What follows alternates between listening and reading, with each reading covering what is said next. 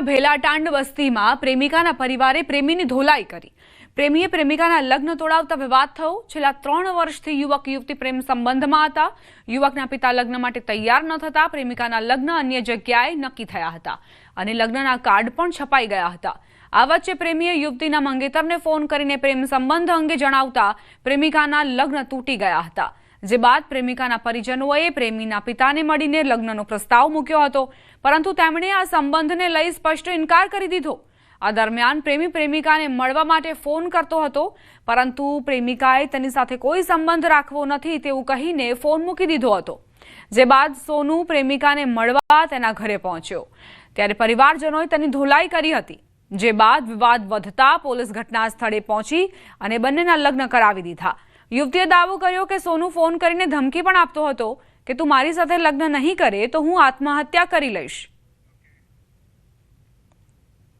और हमेशा हमको बोलता था कि तुम शादी यहाँ वहाँ नहीं करेंगे, हम ही करेंगे शादी। और मीटिंग भी हुआ 2 बार, लेकिन इसके पापा नहीं एग्री हुआ। क्या बोलते थे? ये बोला मतलब हमको सुसाइड करके दिखाने लगा था। बोला तुम वहाँ शादी करेंगे तो हम मर जाएंगे, तो वो पूरा बोलने लगा। वो बोला कि हम अपने पापा को एग्री कर लेंगे शादी के लिए, तुम बस वेट करो। और जब करने का टाइम आया, मीटिंग आया, तो बोलता है कि हम नहीं करेंगे। वो लड़का जो है लड़की को फोन किया कि मैं तुमसे मिलना चाहता हूँ। लड़की ने साफ इनकार किया, जब तेरा से मेरा कोई रिश्ता ही नहीं है और जब पापा तेरा शादी ही नहीं करेगा, तुम शादी ही नहीं करेगा, तेरा पापा नहीं मान रहे हैं, तो मैं क्यों तुमसे मिलूँ? तुमको मिलना है तुम घर पे आ जाओ। वो लड़का बाइक लेकर के घर पे आया, हम मिल करके फिर हम लोग पकड़े। जब तुमको शादी ही नहीं करना है तो तुम क्यों यहाँ आया? समाचार उत्तर प्रदेश थी। नशाમાં ધૂત પીઆરડી જવાનનો વિડીયો વાયરલ થયો। હરદોઈના પંચદેવરા વિસ્તારનો વિડીયો પંચદેવરા વિસ્તારનો હોવાનું અનુમાન। નશામાં ધૂત જવાન રોડ પર લથડિયા ખાતો જોવા મળ્યો। સ્થાનિક પોલીસને જાણ થતા જવાનની અટકાયત કરાઈ। પોલીસે જવાનનું મેડિકલ ચેકઅપ પણ કર્યું। મેડિકલ રિપોર્ટ આવ્યા બાદ જવાન સામે કાર્યવાહી કરાશે। પીઆરડી જવાન સામે કડક કાર્યવાહીની માંગ ઉઠી છે।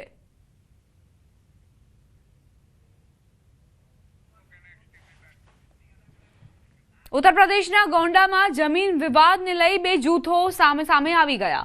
પરસ્પર પોલીસ સ્ટેશન વિસ્તારના ભૌરીગંજ ગામમાં હિંસક ઘટના બની।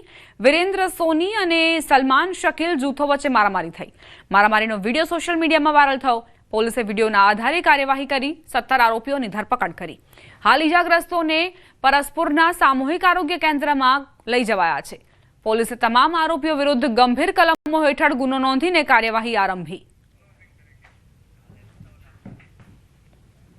આગળ વધીએ ઠંડીને લઈને અંબાલાલ પટેલની મોટી આગાહી। રાજ્યમાં ડિસેમ્બરની શરૂઆતમાં ઠંડી વધશે। આગામી 18 ડિસેમ્બર સુધી રાજ્યમાં માવઠું થશે।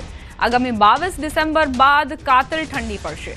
ત્યારબાદ 27 ડિસેમ્બર અને 11 જાન્યુઆરીએ હાડ થીજવતી ઠંડી પડશે।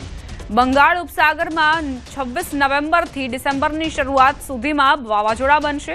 19 નવેમ્બરથી અરબ સાગરમાં હવાનું હળવું દબાણ થશે। નવેમ્બરના અંત ભાગમાં એક મધ્યમ કક્ષાનો પશ્ચિમી વિક્ષેપ આવશે। તારીખ 22મી નવેમ્બર સુધીમાં ઉત્તર ગુજરાતના ભાગોમાં લઘુત્તમ તાપમાન 13 ડિગ્રી સેલ્સિયસ જેવું રહી શકવાની શક્યતા રહે। મધ્ય ગુજરાતના ભાગમાં 15 ડિગ્રી સેલ્સિયસ જેવું રહેવાની શક્યતા રહે। દક્ષિણ ગુજરાતના ભાગમાં 17 ડિગ્રી સેલ્સિયસ આસપાસ રહેવાની શક્યતા રહે। દરિયા કિનારાના ભાગોમાં 18 ડિગ્રી સેલ્સિયસ આસપાસ રહેવાની શક્યતા રહે। જૂનાગઢના ભાગોમાં કંઈક ઠંડી રહી શકે। રાજકોટના ભાગોમાં લગભગ 15 ડિગ્રી સેલ્સિયસ આસપાસ થવાની શક્યતા રહે। નલિયાના ભાગમાં ઠંડી રહી શકે। તપાસમાં મોટો ખુલાસો। સુરક્ષા એજન્સીઓના સૂત્રોએ ન્યૂઝ 18 ઇન્ડિયાને જણાવ્યું કે જૈશ એ મોહમ્મદનો આતંકી ઉમર શુ બોમ્બર હોઈ શકે છે। સુરક્ષા એજન્સીઓને વિસ્ફોટ સ્થળ પર મોહમ્મદની i20 કારની ડ્રાઈવ સીટ નીચે જમણા આગળના ટાયરમાંથી શૂઝ મળી આવ્યું। આ જૂતામાં એક ધાતુનો પદાર્થ મળી આવ્યો હતો જેનો ઉપયોગ વિસ્ફોટ માટે થયો હોઈ શકે। વિસ્ફોટ સ્થળ પર ટાયર અને જૂતામાંથી TATPના નિશાન પણ મળી આવ્યા છે। એ પણ પુષ્ટિ થઈ છે કે જૈશે મોહમ્મદે મોટા વિસ્ફોટની યોજના બનાવવા માટે મોટી માત્રામાં ટ્રાયસેટોન ટ્રાઇપર ઓક્સાઇડ એકઠો કર્યો હતો। લાલ કિલ્લા વિસ્ફોટમાં એમોનિયમ નાઇટ્રેટ સાથે TATP વિસ્ફોટકનો પણ ઉપયોગ કરવામાં આવ્યો હતો। ઝડપાયેલા મહિલા ડોક્ટર શાહીન મારફતે મોડ્યુલને 20 લાખ રૂપિયા આપ્યા હતા. તપાસ એજન્સીઓને કારની પાછળની સીટ નીચે વિસ્ફોટકો હોવાના પુરાવા પણ મળ્યા. ઉમર મોહમ્મદે શુ બોમ્બર તરીકે પોતાને રજૂ કરી આ જ પેટર્ન અનુસરીને વિસ્ફોટ કર્યો હોઈ શકે છે. વડોદરા સમા વિસ્તારમાં આવેલી સમરસ બોયઝ હોસ્ટેલમાં હોબાળો મચ્યો. મેસમાં જમવાની ગુણવત્તા અંગે વિદ્યાર્થીઓએ સવાલ ઉઠાવ્યા. અસંતોષ જોવા મળ્યો છે વિદ્યાર્થીઓમાં. લોટ અને તેલમાં ભેળસેળ થતી હોવાના આરોપ મૂક્યા. હલકી ગુણવત્તાવાળું મટીરીયલ વપરાતું હોવાના પણ ગંભીર આક્ષેપ.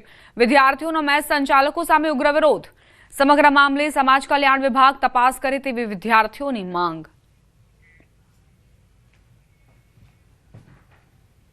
પ્રોબ્લેમ સખત ચાલુ છે. અમારે ઓફિસમાં રજૂઆત કરી છે, છતાં પણ અમારું નિરાકરણ આવ્યું નથી.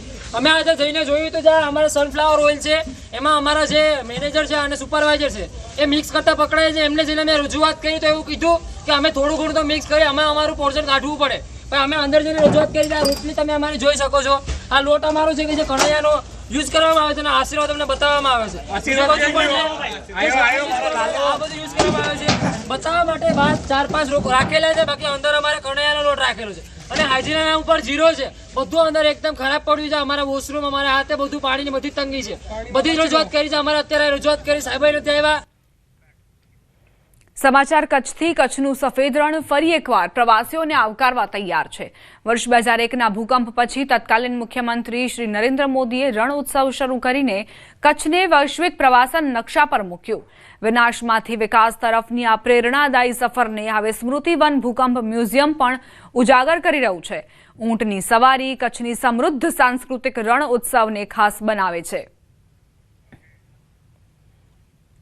वेलकमिंग है उनके कच्छ में. वो लिटरली ऐसे करते कि वी आर फैमिली. वो हमको ऐसे ही ट्रीट करते हैं तो बहुत अच्छा है.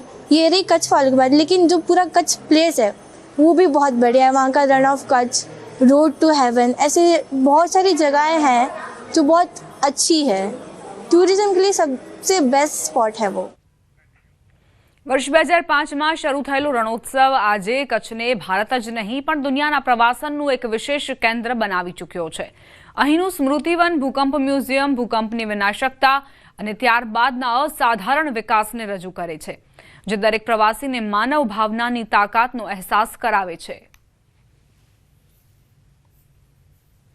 लोगों को जब ये अर्थक्वेक हुआ था तभी इतनी तकलीफें थी जो हमने अभी देखा, तो वो हिसाब से हमें पता चल रहा है कि हमारा गुजरात कितनी तकलीफों से गुजरा है और कितनी जल्दी उसको रिकवर करके आगे बढ़ा है. और ये सारी चीज़ें जो हुई है वो हमारे श्री माननीय प्रधानमंत्री नरेंद्र मोदी जी की वजह से जो हुई है, मीन्स वो काबिल तारीफ है. મુખ્યમંત્રી ભૂપેન્દ્ર પટેલના માર્ગદર્શન હેઠળ રણોત્સવ સંપૂર્ણપણે તૈયાર છે. ગત વર્ષની જેમ આ વર્ષે પણ લાખો પ્રવાસીઓને અનફર્ગેટેબલ મેમરીઝ આપવા માટે તૈયાર છે કચ્છ. પૂનમની રાત્રે સફેદ રણનો નજારો, ધોરડો તેમજ કાળો ડુંગર પર્યટકોને અનોખી અનુભૂતિ કરાવે છે. આ ઉપરાંત લખપતનું ગુરુદ્વારા, કોટેશ્વર મહાદેવ અને આશાપુરા માતાજીનું મંદિર જેવા સ્થળો જે પર્યટકો માટે આકર્ષણનું કેન્દ્ર રહ્યા છે. आइए आप सब फिर है एक बार रणोत्सव में आइए. कच्छ के साथ साथ हाटकेश्वर, लखपत, धोलावीरा, भुज, धोरडो, मांडवी, ये सारे विस्तार की एक मुलाकात लीजिए और कच्छ का जो रिच कल्चर, क्राफ्ट, क्यूजीन और विस्तार है, एक यूनिक लैंडफॉर्म है, उसका आनंद उठाइए. અગરિયા ગામને જાણે કે સિંહના ટોળાએ બાનમાં લીધું હોય તેવા દ્રશ્યો સામે આવ્યા. ગામમાં લાગેલા સીસીટીવી દ્રશ્યો જુઓ, જ્યાં એક પછી એક એમ 6 જેટલા સિંહ ગામમાં પ્રવેશ કરી રહ્યા છે. મોટા અગરિયા ગામમાં મધ્યરાત્રિએ સિંહના ટોળાએ ધમાચકડી મચાવી. ગામમાં સિંહ પ્રવેશતા જ પશુઓ, શ્વાન જીવ બચાવવા આમ તેમ દોડતા નજરે પડ્યા. સિંહનું ટોળું શિકારની શોધમાં ગામમાં ધસી આવ્યું. સિંહ પશુઓ પાછળ દોટ મૂકતા નજરે પડ્યા. આ તરફ ગામના સ્થાનિકોએ વન વિભાગ સામે પણ સવાલો ઉઠાવ્યા. તેમનું કહેવું છે કે છેલ્લા 1 વર્ષથી રેન્જમાં આરએફઓની જ્યાં જગ્યા ખાલી છે, 4 મહિનાથી ડિવિઝનના વડાની પણ જગ્યા ખાલી છે.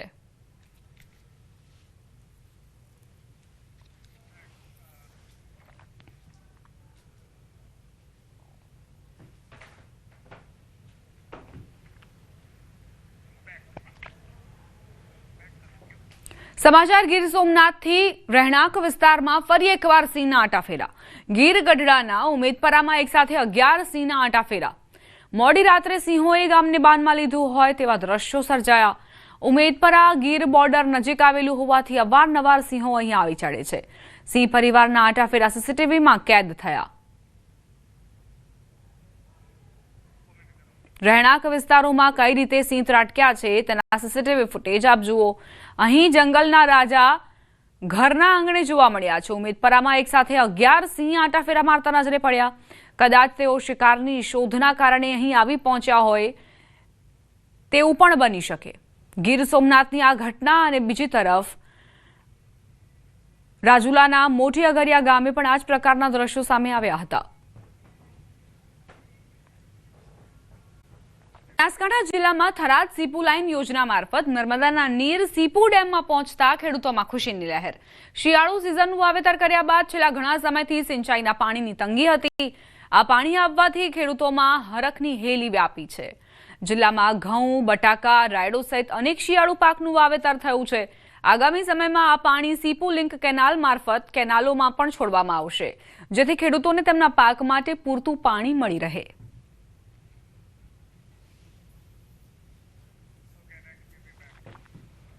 વાવ થરાદ જિલ્લાના મુખ્ય મથક થરાદ સંઘ ખાતે ખાતર માટે ખેડૂતોની લાંબી કતારો. વાવેતર સમયે ખેડૂતોને યુરિયા ખાતરની તાતી જરૂરિયાત હોય છે. રાયડો, ઘઉં સહિતના શિયાળુ પાકમાં યુરિયાની જરૂરિયાતને લઈને ખેડૂતો પહોંચ્યા હતા. તાલુકા સંઘના ગોડાઉનમાં ખેડૂતોએ પહોંચ્યા. છેલ્લા અઠવાડિયાથી બનાસકાંઠા સહિત વાવ થરાદ વિસ્તારમાં ખાતરની અછત હોવાના કારણે ખેડૂતો પરેશાન થઈ રહ્યા છે.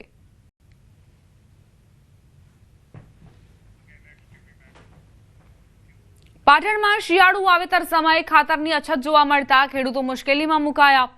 સરસ્વતી તાલુકાના મેલુષણ ગામમાં ખેડૂતોએ મોટા પાયે શિયાળુ વાવેતર કર્યું હતું, ત્યારે યુરિયા ખાતરની અછતના કારણે ખેડૂતોને હાલાકી વેઠવાનો વારો આવ્યો છે. છેલ્લા એક અઠવાડિયાથી ખેડૂતો ડેપો પર વહેલી સવારથી ખાતર લેવા લાઈનોમાં ઊભા છે, છતાં પણ તેમને પૂરતા પ્રમાણમાં ખાતર નથી મળતું.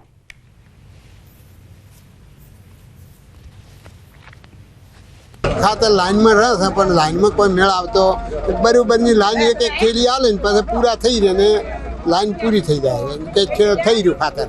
આ રીતે તકલીફો છે. મારે હાલ 15 બોરીની જરૂર છે પણ નથી મેળ આવતો. એરડા, રાયડું, એરડા અને ઘઉં. હાલની શિયાળુ સિઝનમાં ઘઉં, એરંડા, રાયડો તેમજ તમાકુ સહિતના મુખ્ય પાકોનું મોટા પ્રમાણમાં વાવેતર થઈ રહ્યું છે, પરંતુ રવિ પાકોમાં યુરિયા ખાતરની તાતી જરૂરિયાત સામે ખાતરની અછત સર્જાતા ખેડૂતો ચિંતિત બન્યા છે. 1 વીઘાના વાવેતરમાં 3 થી 4 યુરિયા ખાતરની જરૂરિયાત સામે ખેડૂતોને કલાકો સુધી લાઈનોમાં ઊભા રહેવાની ફરજ પડી છે. માત્ર 1 યુરિયા ખાતરની થેલીથી સંતોષ માનવાનો વારો આવે છે. તાત્કાલિક ધોરણે પૂરતા પ્રમાણમાં યુરિયા ખાતરનો જથ્થો ઉપલબ્ધ કરાવવામાં આવે તેવી ખેડૂતોની માંગ છે. ખાતર જોઈએ છે, ખાતર મળતું નથી અમને બરાબર. આખો દિવસ આવીને અમે સવારમાં 6 વાગે આવીને ઊભા રહે છે લાઈનમાં. એક થેલી મળે છે, થેલી આપવાનો ટાઈમ થાય, મારો નંબર આપવાનો થાય ને ખાતર પણ થઈ રહે છે બરાબર છે. ફેર પાછા આવીને જતા રહીએ, આવું થાય છે પોઝિશન. ધવલ પટેલે 2 ધારાસભ્ય પર કર્યા પ્રહાર. ચૈતર વસાવા અને અનંત પટેલ પર નિશાન સાધ્યું. આદિવાસીઓને ગેરમાર્ગે દોરે છે તેવું નિવેદન તેમણે આપ્યું. આદિવાસીઓ હિંસા પર ઉતરે તેવા પ્રયાસો કરે છે. આદિવાસી સમાજ ક્યારેય ગેરમાર્ગે નહીં દોરાય. સાંસદ ધવલ પટેલના આ નિવેદન અને આકરા પ્રહાર 2 ધારાસભ્યોને તેમણે ઘેર્યા છે. તેમનું કહેવું છે કે ચૈતર વસાવા અને અનંત પટેલ જેઓ આદિવાસીઓને ગેરમાર્ગે દોરે છે, આદિવાસીઓ હિંસા પર ઉતરે તેવા પ્રયાસો કરે છે. આદિવાસી સમાજ ક્યારેય ગેરમાર્ગે નહીં દોરાય તેવી પણ તેમણે વાત કરી. અરાજકતા ફેલાવવા માટે ચૈતર વસાવા અને કોંગ્રેસના વાંસદાના ધારાસભ્ય નેત્રંગ ખાતે જે સભા કરી હતી, આદિવાસીઓને ગેરમાર્ગે દોરવાનો પૂરો પ્રયાસ કર્યો અને આદિવાસીઓ હિંસા પર ઉતરે, નેપાળવાડી કરે એવા બધા અમારા આદિવાસી સમાજને ગેરમાર્ગે દોરવાનું કામ કર્યું. લોકસભાની ચૂંટણીમાં ભરૂચથી ચૈતર વસાવા અને વલસાડથી કોંગ્રેસના ધારાસભ્ય મારી સામે હારી ગયા. એનાથી નાસીપાસ થઈને અલગ અલગ આવા પ્રોપોગેન્ડા કરે છે. પંચમહાલથી હાલોલમાં વીજ વિભાગની ઘોર બેદરકારી સામે આવી. ટાઢોડિયાના ખેડૂતને 50,000નું બિલ ફટકાર્યું. બિલ જોઈને ખેડૂતના પગ નીચેથી જમીન ખસી ગઈ. નવા મીટરને માત્ર 15 દિવસનો સમય થયો હતો. 15 દિવસનું 50,000 બિલ આવતા ખેડૂતો ચોંકી ગયા. MGVCL કલેક્ટર, કૃષિ મંત્રી, સીએમને રજૂઆત કરાઈ. અગાઉ 1200 થી 1500નું બિલ આવતું હોવાનો દાવો કરાયો છે.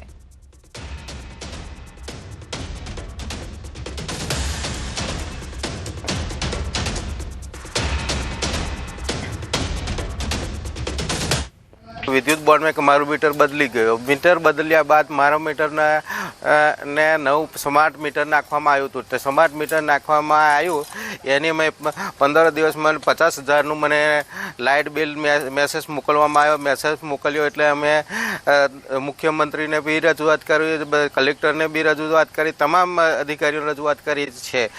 જિલ્લામાં વધુ એક આગની ઘટના બની. ભાણવડ તાલુકાના ફતેપુર નજીક મગફળી ભરેલો ટ્રક સળગ્યો. ભાણવડ તાલુકાના ફતેપુરના પાટિયા પાસે મગફળી ભરેલો ટ્રક પસાર થઈ રહ્યો હતો ત્યારે વીજ વાયરને ટ્રક અડકતા જ અચાનક આગ લાગી. આગની જાણ થતાં જ ભાણવડ ફાયર વિભાગની ટીમ ઘટના સ્થળે દોડી આવી.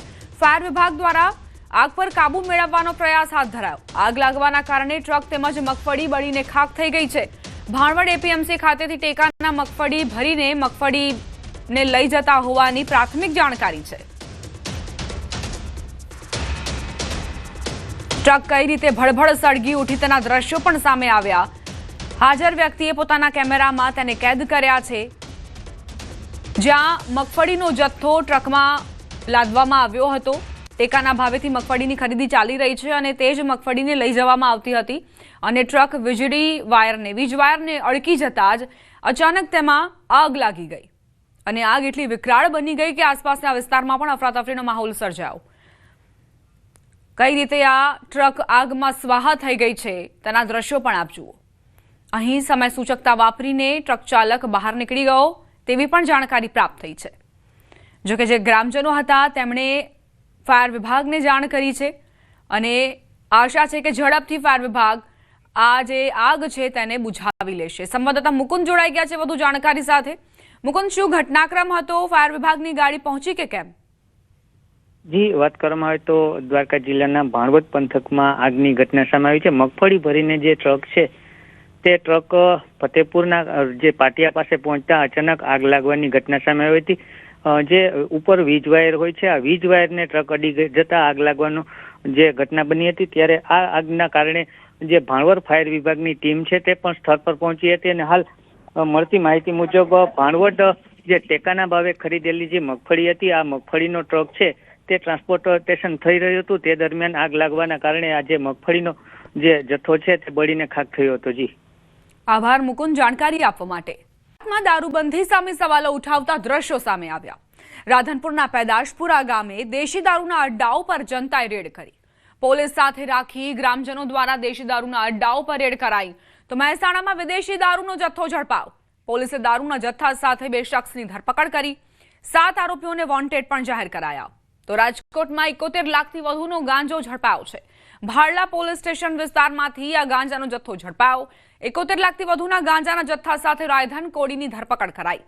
તો અમદાવાદમાં 900 કિલો ગાંજાના કેસમાં એસટીએફ દ્વારા એક આરોપીની ધરપકડ કરાઈ. ટ્રેનના માધ્યમથી આરોપીઓ ગાંજાની હેરાફેરી કરતા હતા.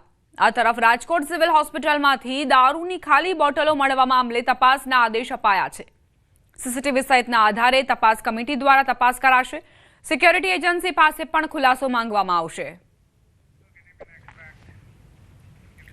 રાધનપુરના પેદાશપુરા ગામે દેશી દારૂના અડ્ડાઓ પર જનતા રેડ. પોલીસ સાથે રાખી ગ્રામજનો દ્વારા દેશી દારૂના અડ્ડાઓ પર રેડ કરાઈ. પેદાશપુરા ગામે દેશી દારૂ બનાવતા અલગ અલગ અડ્ડાઓ પર રેડ કરી દેશી દારૂનો નાશ કરાયો. દારૂ બનાવવાના વોસના 70 થી 80 કેરબા પકડીને દારૂનો નાશ કરાયો. દેશી દારૂના દૂષણ સામે યુવાનોને બચાવવા ગ્રામજનોએ જનતા રેડ કરી.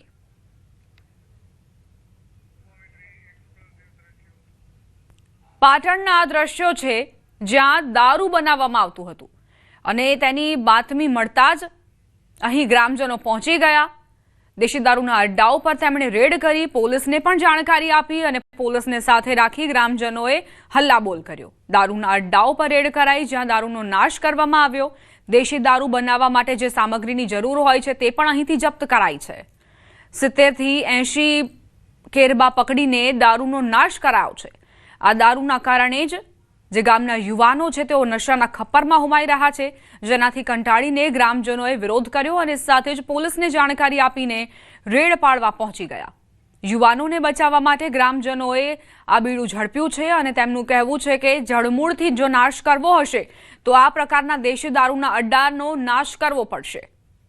આ દેશી દારૂના કારણે યુવાનોને સ્વાસ્થ્ય સંબંધી પણ અનેક સમસ્યાઓ થાય છે અને લોકોના ઘર તબાહ થઈ રહ્યા છે. મહિલાઓ પણ કંટાળેલી છે આ દારૂના કારણે અને એટલે જ આપ જુઓ કઈ રીતે રેડ કરવામાં આવી, કઈ રીતે સાધન સામગ્રી અહીંથી મળી છે દેશી દારૂ બનાવવાની. ખેડૂતોને સહાય માટેના ઓનલાઈન ફોર્મ ભરવાની પ્રક્રિયામાં સર્વર ડાઉનની સમસ્યાના કારણે હેરાનગતિ. જૂનાગઢ જિલ્લામાં કમોસમી વરસાદના કારણે પાકને મોટા પાયે નુકસાન થયું છે, જેના લઈ સરકાર દ્વારા ખેડૂતોને સહાય આપવાની જાહેરાત કરાઈ. સહાયના ઓનલાઈન ફોર્મ ભરવાની પ્રક્રિયા ગ્રામ પંચાયત કચેરી ખાતે શરૂ થતા ખેડૂતો મોટી સંખ્યામાં ઉમટી પડ્યા, પરંતુ ઓનલાઈન ફોર્મ ભરવાની સિસ્ટમમાં ખામી અને સર્વર ડાઉનની સમસ્યા થતા ખેડૂતોને 2 દિવસો સુધી લાઈનમાં ઊભા રહેવું પડે છે. હું 3 દિવસથી અહીંયા બેઠો છું ઓફિસની અંદર. હવે એ સર્વર ડાઉન થાય તો એમાં કરે હું હોય છે એ બિચારા એમને અહીંયા આંગળા દબાવ્યા કરે કે ભાઈ નથી હાલતું. હવે પણ આ સરકારને ખરેખર કરવાની જરૂર જ નથી. એને ખબર છે સમગ્ર ગુજરાતની અંદર આ પાક નુકસાની થાય છે, તો એને અમારા સંપૂર્ણ ડેટા એની પાસે છે, તો અમારા ખાતામાં જે મળવાના હોય અમારે સીધા ખાતામાં નાખી દે તો હું વાંધો. અત્યારે હું તમને કહું અમારી પરિસ્થિતિ એવી છે, અમે આ સહાયની રાહ જોઈને બેઠા છીએ. તો અમે અહીંયા કાલના બેઠા છીએ તો અમારું સર્વર ડાઉન જ છે, હાલતું જ નથી. તો અમે કાલે આવ્યા હતા, લાઈનમાં ઊભા હતા, આજે આવ્યા હતા, હજી ચાલુ નથી થયું. તો એના માટે શું કરવું અમારે? તો સરકારને બધી ખબર જ છે ડેટાની, બધી ખેડૂતોની કે કેટલા વીઘા એની પાસે જમીન છે, શું છે શું નહીં એમ. તો બધા ડાયરેક્ટ સીધા ખાતામાં નાખી દઈએ તો એમાં તકલીફ શું છે સરકારની? આ સર્વર ડાઉનની સમસ્યાના કારણે કામગીરી ખૂબ ધીમી ચાલી રહી છે. દિવસભર બેસીને પણ માત્ર 5-6 અરજીઓ જ અપલોડ થઈ શકે છે. જો આ રીતે કામ ચાલશે તો ઘણા ખેડૂતો સહાયથી વંચિત